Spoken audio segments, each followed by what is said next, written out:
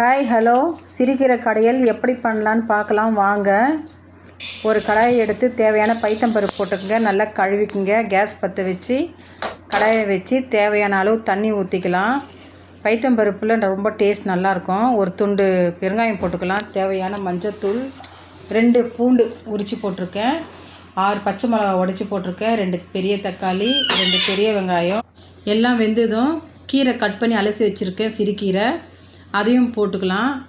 பொடியாக கட் பண்ணி போட்டோமா இன்னும் நல்லாயிருக்கும். அதை நல்லா வெந்ததும் தட்டில் போட்டு ஆற வச்சு இப்போ மிக்ஸி ஜாரில் போட்டு பல்ஸு மோட் லைட்டாக குறன்னு மட்டும் அரைக்கணும். 2 பல்ஸ் மோட் இதை பாருங்கள், இந்த மாதிரி அரைச்சிக்கலாம். ரொம்ப மையாக அரைக்கக்கூடாது. சட்டி வச்சு 3 ஸ்பூன் எண்ணெய் ஊற்றிக்குங்க. 1 ஸ்பூன் நெய் போட்டுக்கலாம். நெய் போட்டால் மணமாக இருக்கும். இது வடுவோம், நான் வீட்டிலே தயாரிச்சது. கீரைக்கு நல்லா வாசனையாக இருக்கும். ஒரு 3 காஞ்ச மிளகா, கொஞ்சமாக கருவேப்பிலை போட்டு இது நல்லா பொரிஞ்சதும் மிக்சியில் அரைச்ச அந்த கீரையை இதில் போட்டு கொட்டிக்கலாம். அப்புறம் கீரை வேக வைக்கும் போது நம்மளுக்கு தண்ணி மீறும் இல்லையா, அந்த தண்ணியை ஊற்றி நல்லா கலந்துக்கலாம்.